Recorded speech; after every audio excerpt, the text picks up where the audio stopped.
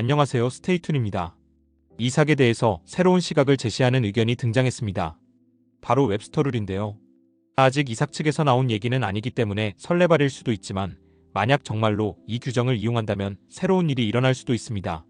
그래서 한번 웹스터 룰이 무엇인지 그리고 실제로 이삭의 사태에 적용될 수 있는지 등을 얘기해 보려고 합니다. 먼저 웹스터 룰의 유래에 대해서 간략하게 알려드리겠습니다. 피파에는 선수들의 지위와 이적에 관한 규정이 존재합니다. 그중 17조 정당한 사유가 없는 계약 해지의 결과는 2004년 12월 처음 제정되었고 2005년 7월 1일부터 발효되었습니다. 그리고 이 규정을 이용해서 2006년에 처음으로 일방적으로 계약을 해지한 선수가 스코틀랜드 출신의 앤디 웹스터이고 이후부터 그 선수의 이름을 따서 웹스터 룰이라고 부른 것입니다. 웹스터 룰은 정식 명칭 그대로 정당한 사유가 없이 계약을 해지했을 경우의 결과를 다루는 규정입니다.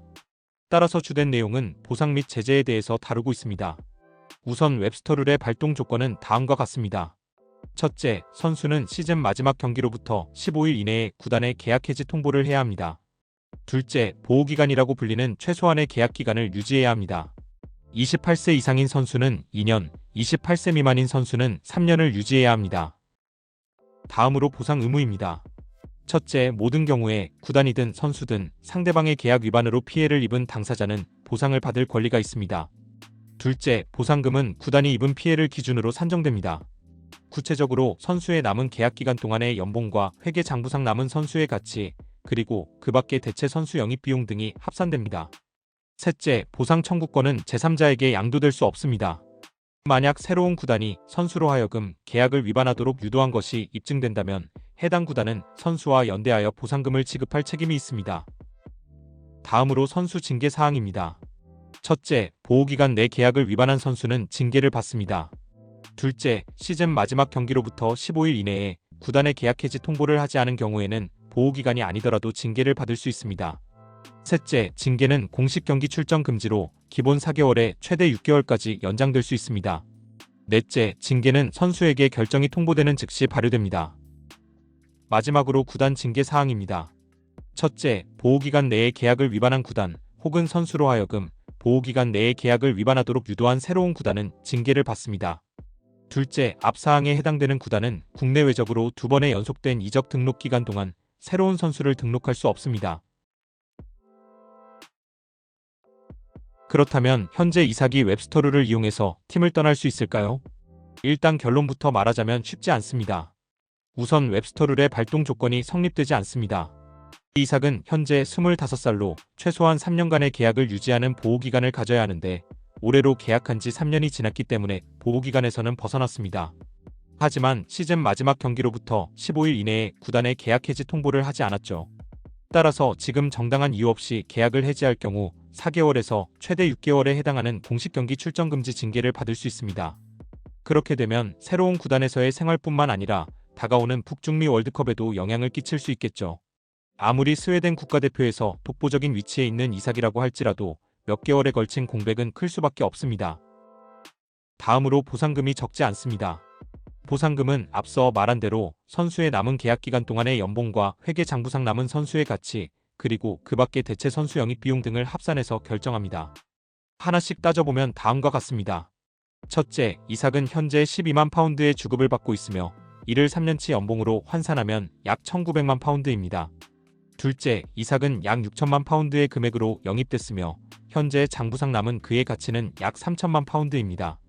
셋째, 그 밖에 대체 선수 영입 비용 등 뉴캐슬이 받은 피해 금액을 산정하는데 대충 2천만 파운드라고 하겠습니다. 그럼 이걸 합쳤을 때 어림잡아 이삭이 뉴캐슬에게 지불해야 하는 보상금이 6천만 파운드에서 7천만 파운드 정도 됩니다. 선수 개인이 감당하기에는 매우 큰 금액이죠. 다만 새로운 구단이 의사만 있다면 대신 지불해 줄 수 있을 것 같기도 합니다.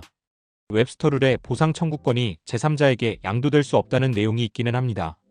그런데 이어서 나오는 말에 따르면 아마 구단이 자발적으로 보상금을 지불하는 것에 대해서는 별도로 금지하고 있지 않은 것 같습니다. 이럴 경우 이삭이 지금 받고 있는 주급이나 과거 이적료가 현재 이삭의 몸값보다 훨씬 낮기 때문에 새로운 구단은 오히려 더 저렴하게 이삭을 데려가는 일이 일어날 수도 있습니다. 하지만 이 부분은 규정에 대한 더 제대로 된 해석이 필요해 보입니다. 추가로 그럴 일은 없겠지만 만에 하나 새로운 구단이 이삭으로 하여금 계약을 해지하도록 유도했다면 그 구단은 보상금을 지불할 책임이 생기며 국내 외적으로 2번의 연속된 이적 등록 기간 동안 새로운 선수를 등록할 수 없게 됩니다. 다만 한 가지 아쉬운 점은 최근 개정이 되는 바람에 새로운 구단과 선수 간에 담합이 있었는지 여부를 이전 구단이 입증해야 한다는 것입니다. 앞서 말한 내용은 지금 이삭 상황에 웹스터룰만 적용한 내용입니다. 그런데 만약 이삭이 프리미어리그 내에서 이적을 한다면 한 가지 더 고려해야 할 사항이 있습니다. 바로 프리미어리그 규정입니다.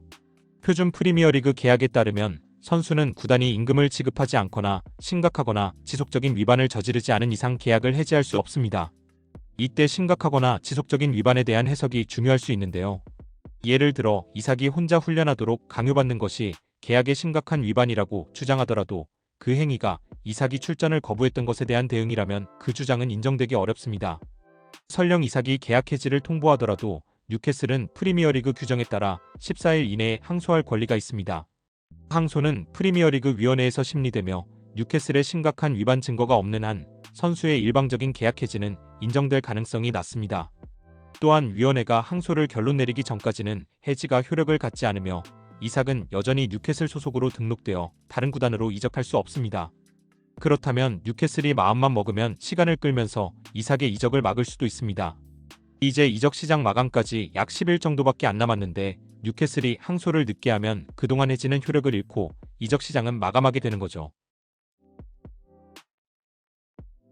앞서 말한 웹스터룰과 프리미어리그 규정에 따르면 이번 시즌에 강제로 나가는 건 사실상 거의 불가능에 가깝습니다. 나가더라도 출전 정지와 막대한 보상금을 감수해야 합니다. 게다가 만약 프리미어리그 규정이 웹스터룰보다 우선시된다면 뉴캐슬이 아예 불가능하게 만들 수도 있습니다. 그러나 다음 시즌이라면 말이 달라집니다. 이번 시즌 이삭이 팀에 남게 되고 뉴캐슬과 사이가 개선되지 않아서 다음 시즌에 바로 나가려고 한다면 이론적으로 웹스터룰을 이용해 나갈 수 있을 겁니다. 일단 시즌 마지막 경기로부터 15일 이내에 계약 해지 통보를 해서 발동 조건을 모두 충족할 수 있습니다. 그럼 출전 정지를 받을 일은 없는 거죠. 그리고 보상금이 줄어듭니다. 한 시즌이 지났기 때문에 잔여 임금과 장부상의 가치가 줄어듭니다. 1년 후에는 아마 5천만 파운드에서 6천만 파운드 정도로 줄어들 수 있을 겁니다. 다만 이때도 프리미어리그 규정은 여전히 발목을 잡을 수도 있는데요. 그럼 그때는 해외의 빅클럽으로 눈을 돌리면 됩니다. 지금이야 선택지가 리버풀밖에 없지만 다음 시즌이면 레바민도 충분히 개입할 수 있습니다. 이삭을 5천만 파운드에서 6천만 파운드 정도의 보상금만 내고 영입할 수 있는데 아마 많은 팀들이 관심을 가질 겁니다. 특히 바르샤는 레반도프스키의 대체자를 찾고 있고 이전에 링크도 있었기 때문에 특히 가능성이 높습니다. 그리고 뉴캐슬의 입장에서도 어차피 내보내야 한다면 같은 리그에 있는 구단보다는 차라리 다른 리그로 보내는 게 훨씬 좋기도 하고요. 사실 웹스터룰에 대한 이야기는 ESPN에서 추측성으로 보도된 내용이고 이삭 측에서 이 규정을 생각하고 있다고 밝혀진 것은 없습니다. 그리고 실제로 웹스터룰을 이용해서 계약을 해지한 사례가 손에 꼽을 정도로 드물어요. 그건 그만큼 웹스터룰을 이용하는 게 어렵다는 방증이겠죠. 하지만 현재 이삭 사가가 워낙 극으로 치닫고 있기도 하고 이것저것 알아보다가 어느 정도 적용할 수 있을 만한 내용이 있기 때문에 주목을 받은 것 같아요. 개인적으로 적어도 이번 이적 시장에는 웹스터룰을 이용할 가능성이 매우 낮다고 보고 그냥 이런 규정이 있다는 걸 알아가는 정도로도 충분하다고 생각합니다. 영상 시청해주셔서 감사합니다.